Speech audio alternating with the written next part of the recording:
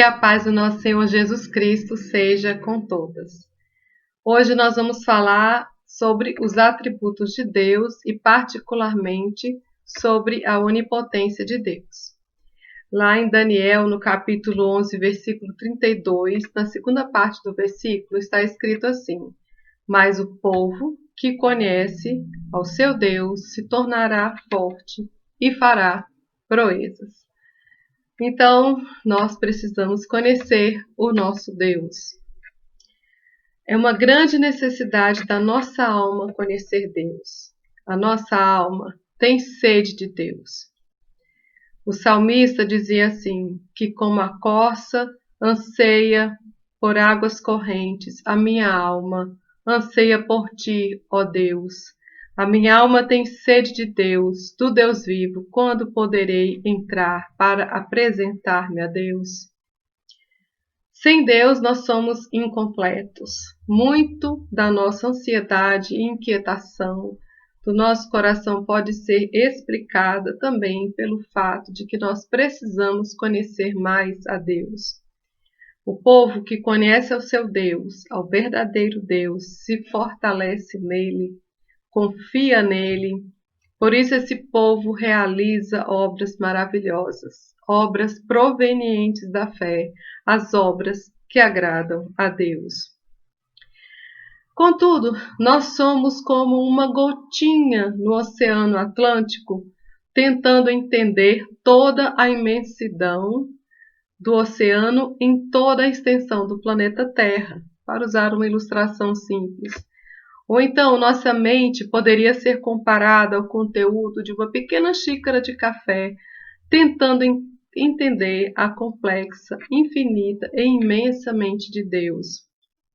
Temos uma mente finita tentando entender um ser infinito. Se Deus não tivesse se revelado a nós por suas obras, pela sua palavra, pelo seu Filho, e se não tivéssemos a ajuda do Espírito Santo, seria impossível entender algo a respeito de Deus. Mas Deus, na sua misericórdia, se revelou a nós e nos capacitou para entendermos aquilo que Ele mesmo revela sobre si. Então, o que entendemos de Deus é, na verdade, o que Ele se deixou conhecer. Então, atributo de Deus, poderíamos dizer que é tudo aquilo que pode ser corretamente atribuído a Deus, algo que Deus tenha revelado como verdade sobre si mesmo. Em palavras mais simples, são as qualidades de Deus, o caráter de Deus. Nós dividimos e nomeamos os atributos de Deus para entendermos melhor, compreendermos melhor a totalidade do ser de Deus. Agora vamos falar então sobre a onipotência de Deus. Esse atributo da onipotência de Deus quer dizer que Deus é todo-poderoso. Não há limite para o seu poder. Ele pode fazer qualquer coisa. Ori significa todo. Então, Deus tem todo o poder, ou seja, Ele é todo poder. Ele é todo poderoso.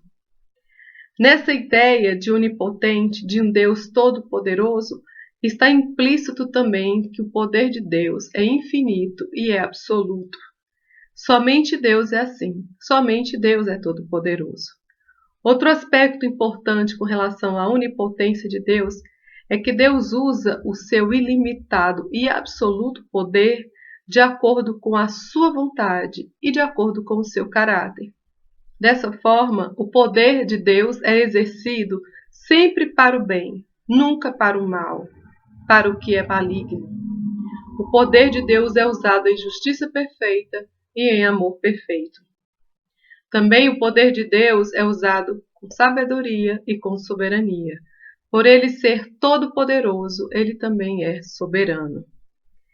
O poder de Deus também nunca se acaba, nem se torna maior ou menor, porque ele já tem todo o poder que existe, porque Deus já é perfeito em todos os seus aspectos, em todos os seus atributos. Muitas passagens da Bíblia mostram esse poder de Deus manifestado de diversas formas. Vamos ler algumas. Por exemplo, no Salmo 147, nos versículos de 3 a 6, fala assim, que Deus sara os quebrantados de coração e lhes ata as suas feridas. Conta o número das estrelas, chama-as a todas pelos seus nomes. Grande é o nosso Senhor e de grande poder. O seu entendimento é infinito. O Senhor eleva os humildes e abate os ímpios até a terra. Então aqui está falando uma coisa impressionante, que Deus conhece todas as estrelas e nomeia cada uma delas. Estima-se que o universo tenha mais de 10 sextilhões de estrelas. É muita estrela. Acha-se que há mais estrelas no universo do que areia da praia do mar. E Deus conhece cada uma delas. Mas o poder de Deus não se limita apenas aos elementos da sua criação, do mundo, não somente à manutenção deste universo vasto, mas o poder de Deus também alcança o coração e a alma do homem. Como diz aqui, que Deus sara os quebrantados de coração e lhes ata as feridas, quer dizer, trata das suas feridas. Então, o poder de Deus, esse poder infinito desse Deus todo-poderoso, também alcança o coração e a alma do homem para o curar, para o consolar, para sarar as suas feridas, os seus traumas, para lhe fazer vencer o pecado, para lhe fazer ser como o Filho de Deus. Então, esse poder ilimitado de Deus opera em todos os sentidos. Então, a criação, claro, testifica da existência de Deus e do poder desse Deus. Paulo, escrevendo aos Romanos, ele diz, porquanto que de Deus se pode conhecer, nele se manifesta, porque Deus o manifestou. Porque as suas coisas invisíveis, desde a criação do mundo, tanto o seu eterno poder como a sua divindade se entendem e claramente se veem pelas coisas que estão criadas, para que eles fiquem desculpáveis. E também no Salmo 19 diz que os céus proclamam a glória de Deus e o firmamento anuncia as obras das suas mãos. Então podemos ver o poder de Deus e na natureza, né? A existência de Deus, o poder de Deus. Quando Deus ordenou ali as águas do dilúvio, quando Deus enviou as pragas do Egito, quando fechou ali a boca dos leões para que não fizessem mal a Daniel ali na cova, quando Jesus andou por sobre as águas e chamou Pedro para fazer o mesmo, vemos o poder absoluto ilimitado, infinito de Deus sobre a natureza, sobre as forças da natureza, quando Jesus ali acalmou o mar revolto e ordenou também ao vento que se aquietasse. Então, porque Deus é todo-poderoso, podemos estar confiantes, tranquilas, em todos os aspectos e sentidos na nossa vida. Podemos, na prática, aplicar isso quando viajamos, em qualquer lugar onde estivermos, seja lá o que estivermos fazendo. Esse poder de Deus para os seus amados filhos, Deus está usando desse seu poder para nos socorrer, nos ajudar, nos proteger. De quantos acidentes domésticos, por exemplo, Deus já nos livrou e livrou aos nossos filhos, aos nossos netos e, com certeza, ainda nos dará grandes livramentos. Então, o conhecimento da onipotência de Deus nos traz muita paz, segurança e confiança nele. Jeremias diz que nada há que te seja demasiado difícil. Jeremias fala isso quando ele se refere ali, contemplando Deus. Ele diz, eis que tu fizeste os céus e a terra com teu grande poder e com teu braço estendido, nada há que te seja demasiado difícil. É interessante uma passagem também em Mateus, capítulo 19, versículos 25 e 26, quando os discípulos ficaram ali espantados a respeito de quem poderia ou não ser salvo, e eles perguntam assim: sendo assim, quem pode ser salvo? Jesus, então, respondeu e disse-lhes: isto é impossível aos homens, mas para Deus tudo é possível. Veja bem, para o homem ser salvo é impossível, mas nada é impossível para Deus. Então, a nossa salvação foi algo conquistada pelo poder de Deus, porque Deus não há limite para ele. Deus, através da história, providenciou pelo seu poder a nossa salvação. Nós vemos, por exemplo, desde o início ali com Abraão e Sara, quando Deus se revela a Abraão, Deus fala assim: eu sou Deus Todo-Poderoso, anda na minha presença e ser perfeito. Então Deus se revela a Abraão dessa forma, como Deus Todo-Poderoso. E depois, quando o Senhor ali fala com Abraão que Sara teria um filho, a palavra foi a seguinte: acaso para o Senhor a coisa demasiadamente difícil? Além de Sara ser estéril, o impedimento não era só esse. Nós lemos em Romanos que o próprio Abraão, também já com 100 anos de idade, estava com o seu corpo amortecido. Então o milagre ali de Deus alcançou a vida física dos dois, de Abraão e de Sara. Vamos ler então em Romanos para ver a importância da fé em Deus, de crer que Deus tem poder para fazer cumprir as suas promessas, que é um outro aspecto. Deus tem poder para fazer cumprir as suas promessas. Essa é uma passagem muito interessante a respeito de Abraão. Então, Romanos 4, de 18 a 22, fala assim: o qual, se referindo a Abraão, em esperança, creu contra a esperança, tanto que ele tornou-se pai de muitas nações, conforme o que lhe fora dito: assim será a tua descendência. E não enfraquecendo na fé, não atentou para o seu próprio corpo já amortecido, pois era já de quase 100 anos, nem tampouco para o amortecimento do ventre de Sara, e não duvidou da promessa de Deus por incredulidade, mas foi fortificado na fé, dando glória a Deus e estando certíssimo de que o que ele tinha prometido também era poderoso para o fazer. Assim, isso também lhe foi imputado como justiça. Então, nós vemos aqui a importância de crer que Deus é todo-poderoso para fazer cumprir as suas promessas.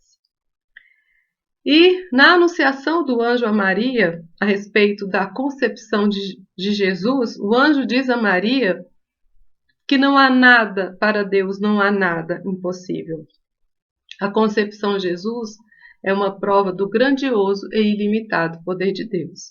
Eu citei Abraão e Sara, e citei Jesus mostrando o preparo como que Deus, desde os tempos antigos, desde Abraão e Sara, Deus separou ali Abraão para, através da descendência de Abraão, trazer ao mundo Jesus.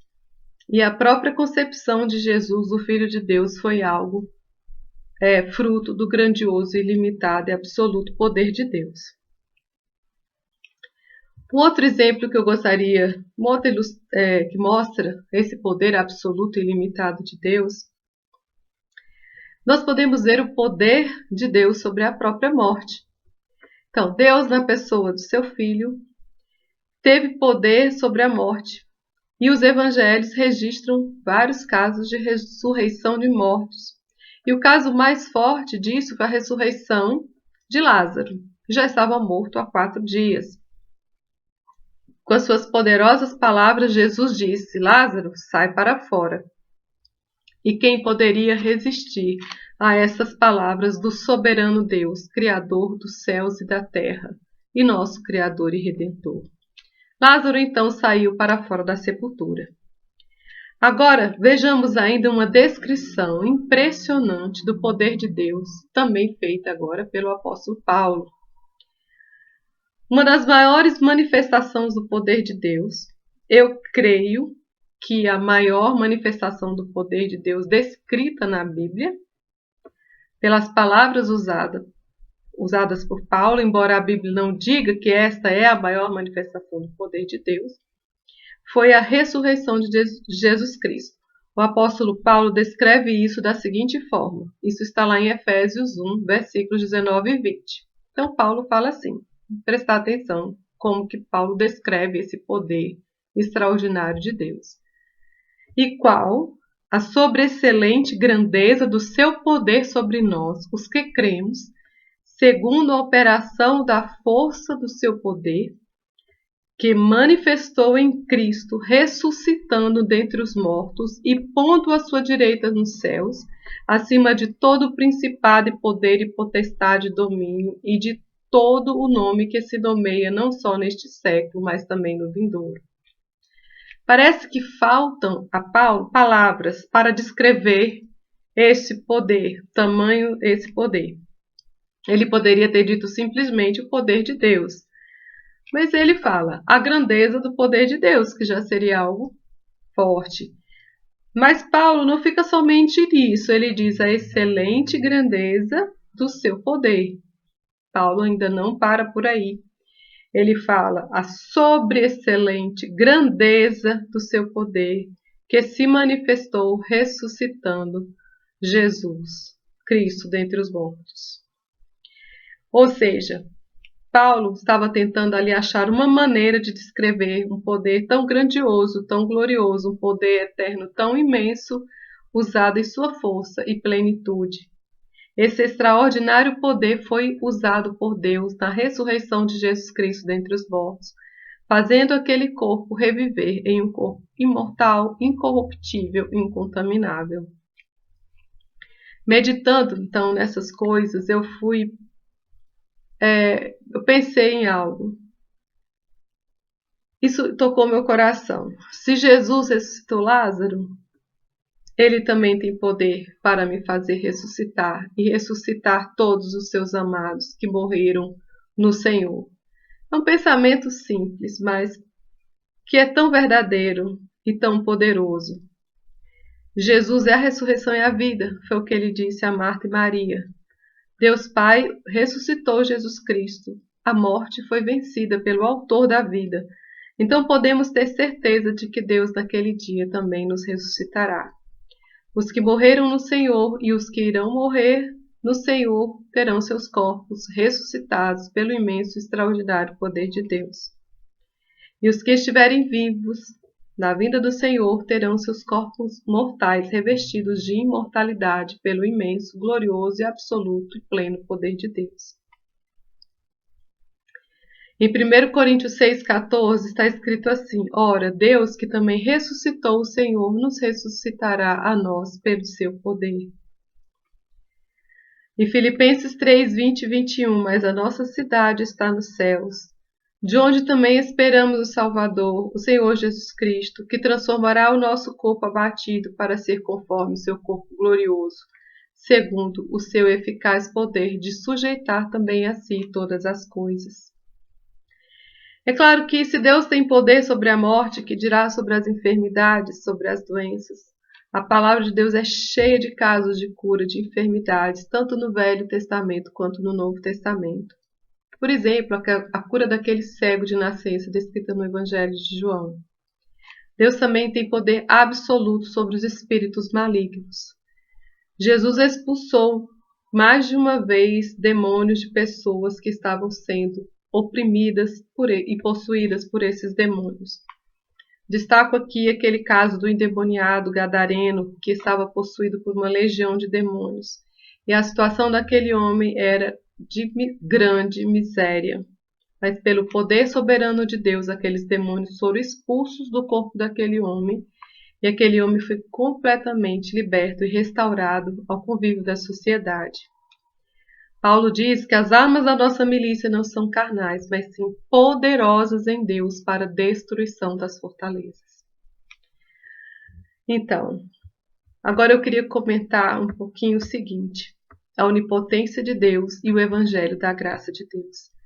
Se nós olharmos as páginas do Novo Testamento, as cartas, o livro do Apocalipse, na verdade toda a Bíblia, mas as páginas do Novo Testamento, nós vemos que o poder de Deus é constantemente mencionado. Então, o Evangelho é o poder do Deus onipotente na nossa vida, operando na nossa vida pelo Espírito Santo. E esse Deus todo-poderoso tem poder para nos guardar, para sustentar a nossa fé e nos transformar conforme a imagem do seu Filho. Se Deus tem poder para sustentar esse universo em sua órbita perfeita, Ele tem poder para sustentar plenamente a minha vida e a sua vida. Tem poder para preservar a sua salvação e a sua fé até o fim. Hebreus fala assim: pois naquele que ele mesmo sofreu, tendo sido tentado, é poderoso para socorrer os que são tentados. Eu vou citar agora algumas passagens do Novo Testamento, mostrando como que esse Deus onipotente opera por meio do Evangelho de Cristo nas nossas vidas. Então aqui fala que Jesus é poderoso para nos socorrer quando nós somos tentados e provados. Pedro diz que nós somos guardados pelo poder de Deus mediante a fé para a salvação que está preparada para revelar-se no último tempo. Interessante que Paulo fala em 1 Coríntios 4:20 que o reino de Deus não consiste em palavras, mas em poder. E isso é muito importante. O Deus Todo-Poderoso nos fez conhecer o seu reino, o Evangelho da graça de Cristo. E ele disse que o reino não consiste em palavras, mas não é algo teórico, mas é algo prático, onde realmente se manifesta em nós o poder ilimitado de Deus, do Deus onipotente, do Deus Todo-Poderoso. Paulo diz que Deus falou para ele assim: a minha graça te basta, porque o meu poder se aperfeiçoa na fraqueza. Então ele diz que de boa vontade ele se gloriaria nas fraquezas para que habitasse nele o poder de Cristo. Que poder é esse? É o poder absoluto e ilimitado de Deus, porque quem habita em nós é o Espírito Santo de Deus. Paulo entendeu com muita profundidade a onipotência de Deus e o que o Evangelho de Cristo traz de poder para nós, traz do poder desse onipotente Deus para nós, pelo Espírito Santo de Deus que em nós habita. Por isso Paulo diz assim: no demais, irmãos, fortalecei-vos no Senhor e na força do seu poder.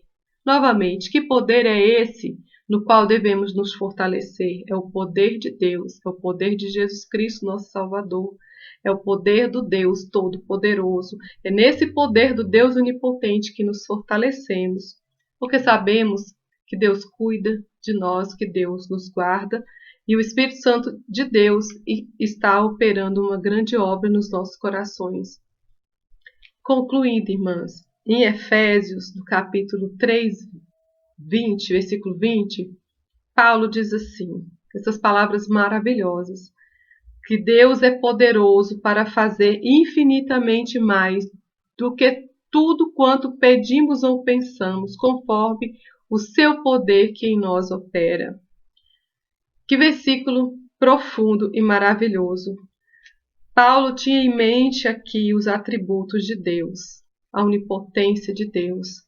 Deus é poderoso para fazer muito mais infinitamente do que pedimos ou pensamos. Então, quando Paulo pronunciou estas palavras, Paulo estava ciente dos atributos de Deus, porque somente Deus pode fazer infinitamente mais coisas do que nós pedimos e imaginamos. É uma verdade linda e impressionante. Então, crer na onipotência de Deus é suficiente para que vivamos em paz, pois estamos sob os cuidados do Senhor, que tem o total poder e ilimitado poder em suas mãos. Deus tem poder para controlar qualquer situação, nos colocar na mão de um médico competente para fazer uma cirurgia que precisamos, nos guiar para um bom tratamento, preservar a nossa fé, a nossa vida, a nossa família diante das adversidades. Então, Paulo também diz: mas para os que são chamados, tanto judeus como gregos, lhe pregamos a Cristo, poder de Deus e sabedoria de Deus. Cristo, então, é o poder de Deus e a sabedoria de Deus. Que hoje possamos descansar o nosso coração entendendo um pouquinho mais as palavras do Salmo 19, quando diz o seguinte: aquele que habita no esconderijo do Altíssimo, à sombra do Onipotente, descansará. Que assim seja na nossa vida, que possamos habitar verdadeiramente à sombra do Onipotente Deus. Judas, na despedida da sua carta, na carta de Judas, ele fala o seguinte: ora, àquele que é todo-poderoso para vos guardar de tropeçar e apresentar-vos irrepreensíveis com alegria perante a sua glória, ao único Deus sábio, Salvador nosso, seja a glória, majestade, domínio e poder, agora e para todo sempre. Amém. A paz do Senhor, queridas, possamos estar firmadas e seguras nesse Deus Todo-Poderoso.